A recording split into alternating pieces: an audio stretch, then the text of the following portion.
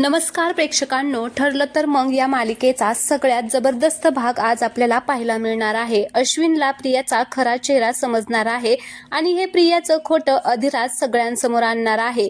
घरी येऊन चांगलाच प्रियाला धडा शिकवणार आहे अधिराज।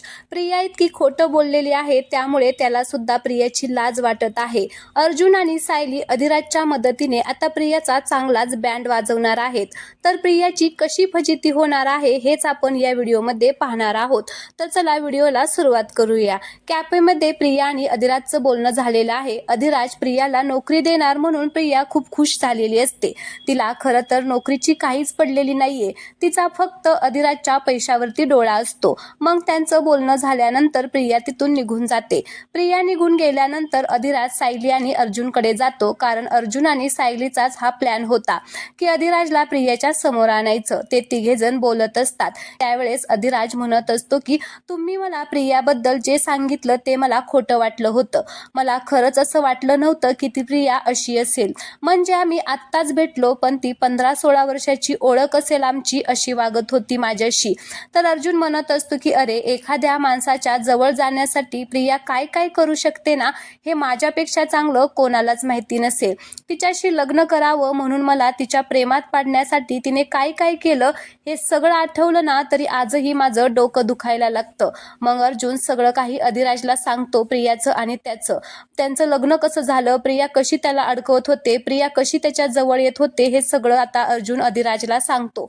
मग अधिराज अर्जुनला म्हणत असतो की मग एवढं सगळं करून झाल्यानंतर तुझ्या भावाशी लग्न केलं तिने, म्हणजे तुझ्यावरचं प्रेम सगळं खोटं नाटक होतं। तर सायली म्हणत असते की तिचं माणसावर नाही, माणसाच्या संपत्तीवर प्रेम असतं। सुभेदारांची संपत्ती तिला काहीही करून मिळवायची होती, म्हणून काहीही करून त्यांच्या मुलाशी लग्न करायचं होतं।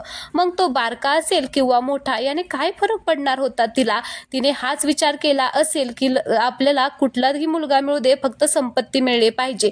तर अधिराज म्हणत असतो की साष्टांग नमस्कार आहे अशा मुलीला। इतकी खोटारडी आणि इतकी नाटकी मुलगी खरंच मी माझ्या आयुष्यात बघितलेली नाहीये। तर सायली म्हणत असते की तिचा हा खोटारडेपणा सगळ्यांसमोर आणायचा आहे आपल्याला।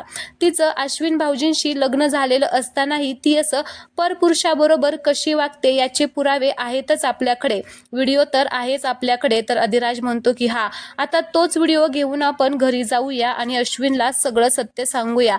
आता तसंच करणार असतात हे तिघे जण। तर इकडे प्रिया सुद्धा घरी चाललेली असते आणि ती तिच्या गाडीच्या जवळ येते, पण गाडीत बसणार तेवढ्यात तिच्या लक्षात येतं माझी छोटी पर्स तिकडेच राहिली आणि माझं मंगळसूत्र सुद्धा आहे त्या पर्समध्ये। जर त्या अधिराजने पाहिलं तर खूप मोठा प्लॅन फ्लॉप होईल। ती आता तिची पर्स चेक करत असते पण तिला मंगळसूत्र काही सापडतच नाही। मग तिला आठवतं की तिकडेच त्या कॅफेमध्ये माझं मंगळसूत्र त्या टेबलवरती राहिलं असेल, माझी पर्स सुद्धा तिकडेच बहुतेक राहिली असेल, चल जाऊन शोधायलाच हवं। जर मी अशीच घरी गेले तर ती कल्पी माझ्या गळ्यात मंगळसूत्र नाही म्हटल्यावरती मला अजून 4 प्रश्न विचारेल, मग मला काय उत्तर द्यावं तेच कळणार नाही। आणि ते अर्जुन आणि सायली तर मला वैताग देतील, त्यांना तर चान्सच मिळेल मला बोलण्यासाठी। त्यापेक्षा मी तिकडे जाते आणि माझं मंगळसूत्र तिकडे आहे का चेक करते। मग ती गाडीतल्या सगळ्या बॅगा घेते आणि म्हणत असते की बरं झालं, कॅफे पण जवळ आहे, असं म्हणून ती कॅफेकडे जायला निघते। तर प्रिया कॅफेमध्ये येते आणि ज्यावेळेस ती आतमध्ये येत असते त्यावेळेस ती एका वेटरला धडकते। ती वेटरला धडकते म्हणून आता जोरात ओरडते, डोळे फुटले आहेत का तुझे, तुला डोळे वगैरे नाही आहेत का। आता तिचा असा जोराचा आवाज ऐकून आता त्या तिघांना कळतं की प्रिया इकडेच आलेली आहे। आता ते अर्जुन आणि सायली अधिराजला म्हणतात की जा पटकन तिकडे जा। तर आता प्रिया वेटरला खूपच बोलत असते, पण ज्यावेळेस अधिराज तिथे येतो त्यावेळेस आता नाटकं करत म्हणत असते की अरे असू दे, चुकून होतं। आता त्या वेटरवाल्याला सुद्धा कळत नाही की मॅडम अशी का वागत आहे। खरंच आता ती पुन्हा म्हणते की मला ना असं कुणालाही ओरडू वाटत नाही, अरे चुकून त्याच्याकडून सांडलं। आता तो म्हणतो की अगं पण असं कसं सांडलं, त्याने लक्ष द्यायला हवं होतं ना। तर नाटक करत प्रिया आता त्याला म्हणते नको बोलू, अरे त्याला असं, मला असं कोणाला ओरडलेलं अजिबात आवडत नाही। आता इतकी खोटारडी मुलगी आहे ना, हे अधिराजला विश्वासच बसत नाही। तो म्हणतो की असली खोटारडी मुलगी मी कुठेच पाहिली नाही। आता अधिराजला छान वाटावं म्हणून आता ती वेटर बरोबर गोड गोड बोलत असते। मग वेटर गेल्यानंतर प्रिया आता अधिराजला म्हणत असते की अरे माझी साडी खराब झालेली आहे। तर अधिराज तिला म्हणत असतो असतो की अगं पण तू परत का आली. त्यावेळेस ती म्हणत असते की अरे माझी पर्स इथेच राहिलेली आहे. अधिराज म्हणतो की मी आणून देऊ का.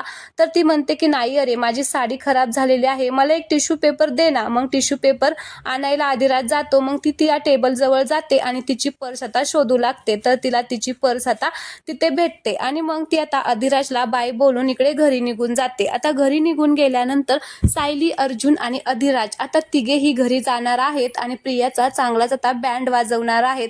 आता अश्विन ज्या वेळेस घरी येतो त्यावेळेस अर्जुन आणि सायली अश्विनला तो व्हिडिओ दाखवणार आहेत आणि तो व्हिडिओ पाहून अश्विनच्या मात्र पायाखालची जमीन सरकणार आहे. खरं तर अश्विनला आधी खोटंच वाटतं की हा व्हिडिओ असाच बनवलेला आहे, पण सगळे पुरावे हळूहळू आता अधिराज ते अश्विनला दाखवतो आणि मग प्रियाची चांगलीच आता तिथे जिरलेली असते. प्रियाला ज्यावेळेस प्रश्न विचारतो अश्विन तर ती काहीच उत्तर देऊ शकत नाही. मग अश्विन म्हणत असतो की मी खरंच तुझ्यावरती प्रेम केलं, तुझ्यावरती विश्वास दाखवला, पण तू अशी असशील असं मला कधीच वाटलं नव्हतं. तुझ्यासारखी मुलगी मी माझ्या अख्ख्या आयुष्यामध्ये बघितली नव्हती. पण प्रेक्षकांनो हे आपल्याला पुढील भागामध्ये पाहायला मिळणार आहे. अधिराजच्या मदतीने अर्जुन आणि सायली लवकरच आता अश्विन समोर प्रियाचं खरं रूप आणणार आहेत आणि हे प्रेक्षकांनो आता खोटं नाहीये, हे लवकरच होणार आहे. आता पुढील भाग पाहण्यासाठी प्लीज तुम्ही चॅनलला सबस्क्राईब करा. धन्यवाद.